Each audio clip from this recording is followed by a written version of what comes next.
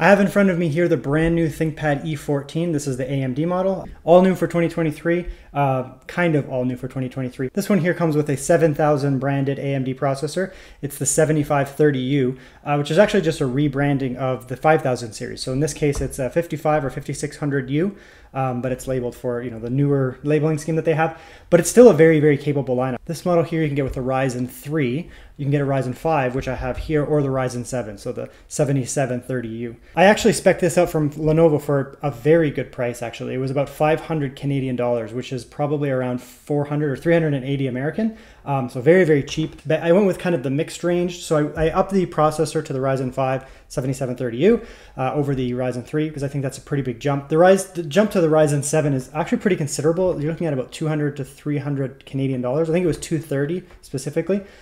I don't know if that's really worth it, because this is a hyper budget laptop, despite the fact that it's very good quality. So a lot of the enticing part of this laptop is that it's very low cost, but it's still a ThinkPad and has pretty respectable specs. So I decked this out here, which is 8 gigabytes of RAM, which is soldered to the motherboard. However, it does have a slot. I just popped in another 8 gigabyte stick, and now I have 16 gigabytes of RAM. You could put in a 16 gigabyte and get 24 if you need that. But it's nice that you can upgrade it. It's not just all soldered, it's half-half. So that's a nice little advantage here. You can keep your specs low on the Lenovo website, save yourself some money. Go locally or on Amazon or wherever you shop and get yourself some RAM for dirt cheap. This one here has the lowest NVMe that it also comes with too. So it only has 256 gigabytes of NVMe storage. It's a 2242, so it's a slightly smaller form factor. However, it has a second slot. It has a 2280 slot inside anyway. So why pay Lenovo the extra amount to get that storage when you can do it yourself? The screen is nothing crazy on this. It's a 1200p screen, so it's 16 by 10. You get a little bit more height on it, which I prefer over a 1080p screen. The 1200p is a little bit better. It's not a bad screen. It's not a great screen. It's 300 nits, so it's bright enough, especially for a business machine. Often if you spec out these business machines, they have really low brightness on their screens, like 220 nits, and even that is kind of a stretch. Sometimes they're like legitimately dim indoors. It's got a 45 NTSC screen. It's okay, but again, it's a business laptop. And this is a true ThinkPad. So I went with the silver option just to kind of change it up, because I always go with the black versions here. And I've actually never had a silver ThinkPad. So I got that there. It's all metal chassis, you know, really, really well designed. Obviously it's a ThinkPad. They're basically just no BS. The laptops look good. They perform well. The typing experience is superb. Obviously it's a ThinkPad, so the typing experience is very, very good. You get your trackpad, which is going to be quite nice, and you get the Trackpoint nib. You could get out there and get yourself a Chromebook or some low-end business machine or something like that with a lot of compromise, or, you know, a school notebook, which are typically just garbage. I think this is a very compelling buy for a lot of people. Charger is just one of these tiny little 65-watt Lenovo chargers, USB-C. These are getting smaller and smaller every time. Normally ThinkPads are black, but sometimes they come in silver, I guess. So there's the laptop there. So it's your typical ThinkPad, metal top there, metal bottom. You can spec it out with a plastic bottom, or ABS or whatever they call it. I don't know why you do that. You lose a tiny little bit of weight, and I think the price difference is, there is no price difference, so it's basically just weight. It's weird because it has that black accent there. That would belong more on the black ThinkPad. But so it's form factor, you know, it's not the thickest, not the thinnest ThinkPad. It's a traditional ThinkPad, same as, like, you know, the T series. So you can get like the Carbon and the X1 and the X1 Carbon over there, and they're a little bit thinner. This is not as thin, but, you know, you get USB-A on this side, a full Ethernet port, which is kind of neat. 2 USB-C on this side and a USB-A, so you're getting 2 USB-C, 2 USB-A. This one doubles as power, HDMI, and headphone microphone combo jack. So you actually get a decent port selection, despite the fact that it's a pretty thin laptop. I mean, it's 14-inch, so, but, you know, it's a business style laptop, so they're obviously going to add some ports to it. Wow, that was not easy to get into. I had to pull it off camera. That was the hardest to get into ThinkPad ever. I was just worried about breaking it. Anyways, so bottom is metal. Get your grill there, vent on that side, vent cover on there so you don't get dust. A little bit of a heatsink that'll sit over top of the RAM, just a little bit to take the heat off. These are just support brackets, and then that sits on the NVMe. So that's pretty standard. Good, well built. And that's a look at the actual device there. Pretty good, nice big fan there. You'll actually move quite a bit of air with that. That's a pretty nice size fan there. Nice dense blade. Nice dense blades there. Dual heat pipes, so not single heat pipe. Also a plus. Obviously some of these use, you know, cheap little single heat pipes. Monitor connector. So you get, this one ships with a 2242 NVMe drive, which you see there. So one storage and an upgradable slot there. So you can put in a second NVMe drive. Very easy to upgrade. So you're typically going to leave that for your operating system. There's no point in switching that out. And then use this as your second drive. You could switch this out, but I mean, honestly, just leave it. and then you put your second drive in there. Decent sized battery here, so you can spec this out with 2 different batteries. This is the 57 watt hour. I chose this as an upgrade.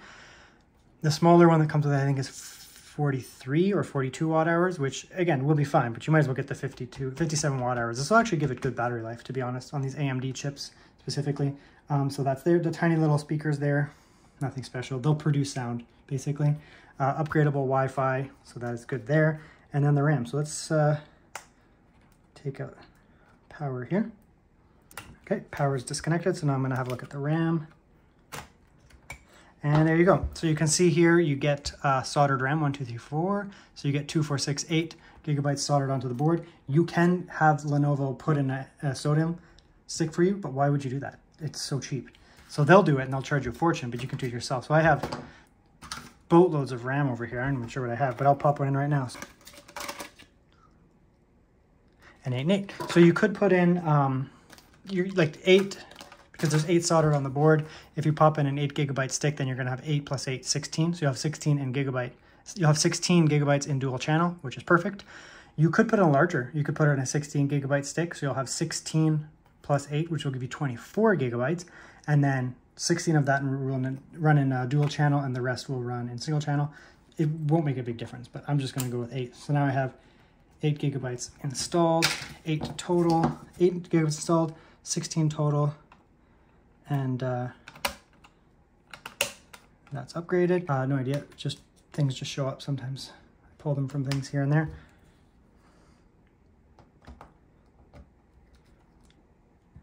Okay, now have a look at the trackpad and the keyboard here. So, I mean, it's your standard ThinkPad layout. So if you've used the ThinkPad in the past, it's the same layout, you know, physical function keys up there. You have also your alternative controls. So if you hit the function button and hit that, now it's, you know, going to be the actual function keys. And then if you hit that, turn it off, then you can use it like the alternative buttons there, you know, volume up, brightness, that kind of stuff. So good. Function and control switch there, which can be annoying to some people, but that's ThinkPads for you.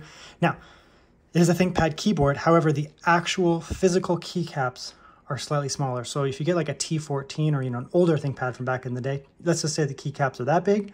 On this one, the keycaps are that big. So the physical keycaps on the actual laptop are low profile. You can see there. They still have tons of travel. So if we come in here and, you know, we open up like Notepad or something like that, you know, there's still tons of travel on the keys themselves. So you get, you know, you can see there, I'm getting a lot of travel, right? So when you're actually typing, it's fine. Like, you can see I'm making some errors there because I'm not quite used to the low profile. You'd get used to it, you know, after a short period of time. It's still going to be better than, I don't know, like a Magic keyboard from Apple, which are nice keyboards. I'll admit they are very nice keyboards. These are better. Then you have your trackpad. The trackpad is hyper accurate because it's Lenovo. Lenovo makes amazing trackpads. They always do. It's nothing new. Their trackpads are very accurate. You feel very confident when you use them. The click is satisfying enough. It's fine. It's a trackpad. Then you get this, which is the Trackpoint. You get the typical nib or Trackpoint, which is what it's actually called. And, you know, you can use this as your mouse. If you've used it, you've used it. You know, you can move things around. So then, you know, you come in here, and if you're wanting to use this, so you can use the left click as a left click, obviously. You know, that's your left click there. You have your right click, and then you have your scroll, so you can use that to scroll up and down. So you don't, you know, you can use 2-finger gestures. It's faster if I'm navigating and not typing at all, ever. I just use the trackpad because it's very easy to navigate. You know, you can left, right, up, down, whatever, and smooth. But if I'm typing, like let's say, you know, I'm typing a document here, document, and then I have an issue, you know, if I'm typing it, especially for a touch typist, if you are a touch typist, then, you know, if you're using the trackpad, you have to remove your hands down to the trackpad, navigate to where you went, and then reset your typing position. If you use the Trackpoint nib, you know, you're going to be basically set up on like this, and you're going to be typing as a touch typist types, and then you can just move like that, right? And you can leave all of your fingers, you know, on the right spot. You just move this finger, the index finger, to where you want to go.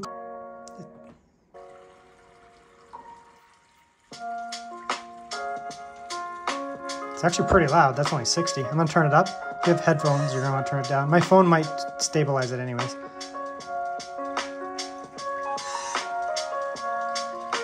It's actually kind of hurting my ears. I'm actually kind of impressed.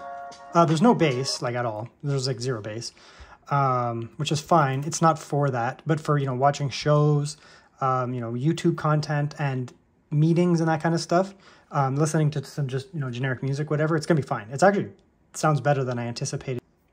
Ourselves in, because we have reached it. The piece de resistance, the magnum opus of concerned children's advertisers. Ladies and gentlemen, I present to you the House Hippo. It's nighttime. Okay, so it sounds amazing. For spoken kind of stuff, it sounds great. So you're watching YouTube videos, you know, conferences, it sounds perfect. No issues whatsoever with that. But you can see there's no bloom whatsoever. That's nice. Nice even blacks. Yeah, like the colors are bright, lots of saturation, but they're not right. These aren't the right colors. It doesn't have good, you know, DCI-P, sRGB coverage. I think it's 45. It's just, you know, not a super color accurate screen. So you're not going to want to use this with professional video editing work or photo editing if colors matter. But, you know, if you're a programmer, a business person, you're not going to care. This is still a nice orange color. A little weird on my screen. Looks a little more orange than it is.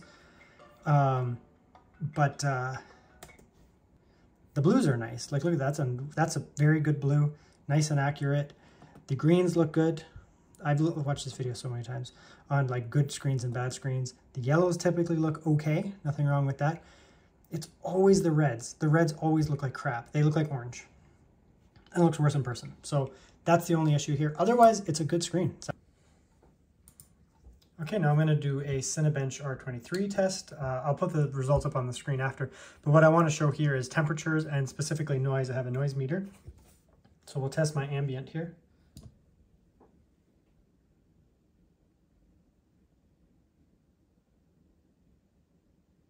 So about 34. And let's get it started.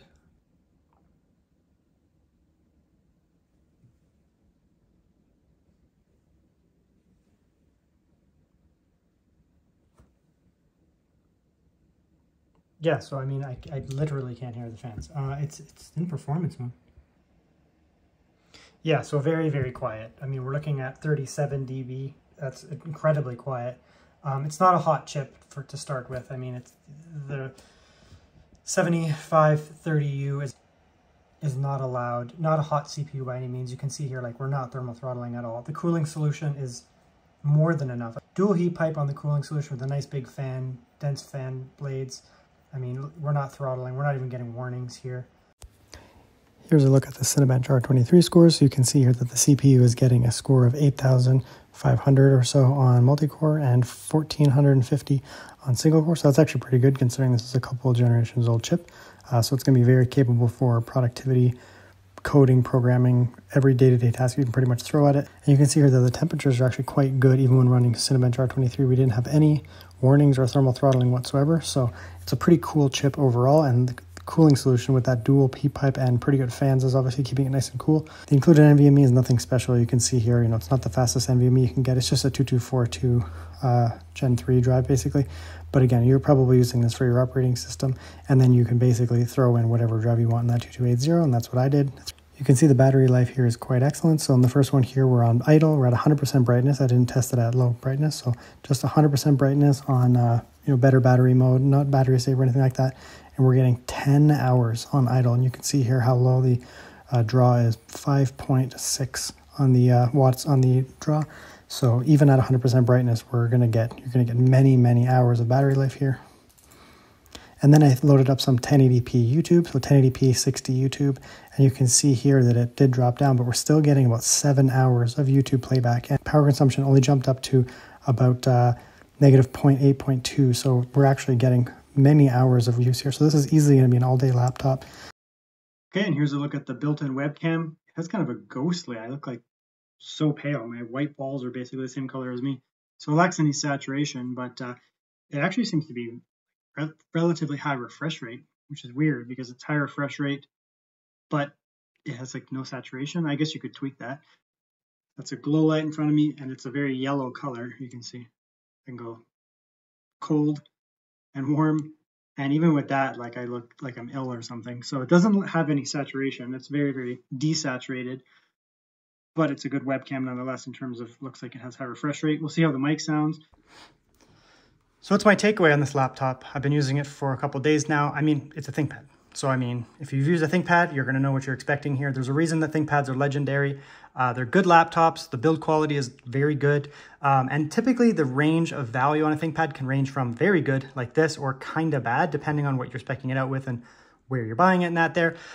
This is a very low cost ThinkPad, but a very good ThinkPad despite that. You know, there's no compromises. You know, it has the same keyboard as most of the other ThinkPads you're going to get out there. Trackpad exactly the same, you know, Trackpoint, all that. Screen is fine, 1200p screen. It's not going to be a professional photo editing type laptop. You know, it doesn't have the best colors in the world, but the colors are fine. Overall, there's nothing wrong with this laptop. It has good keyboard, good trackpad, very good build quality, good screen, good enough speakers, great battery life. I mean, overall, and super low cost. So, I mean, overall, I mean, it's kind of a no-brainer when it comes to which ThinkPad you're going to buy this year from what I'm seeing. I mean, there's the X series, which are their own thing. And then you have the E16, which I reviewed previously, and the E14, which I think for most people are actually the way to go because they're actually very low cost, but they're basically the same as like the T series. You get upgradable storage with 2 slots. You get upgradable memory as well with an extra slot in there. And overall, there's nothing wrong with the laptop. It's totally fine. So, I mean, for 500 Canadian dollars or like around 380 to 400 USD, I mean, what else are you gonna buy? I can't even think of a single laptop that would give you this type of specifications and really, you know, there's no compromises at this kind of value.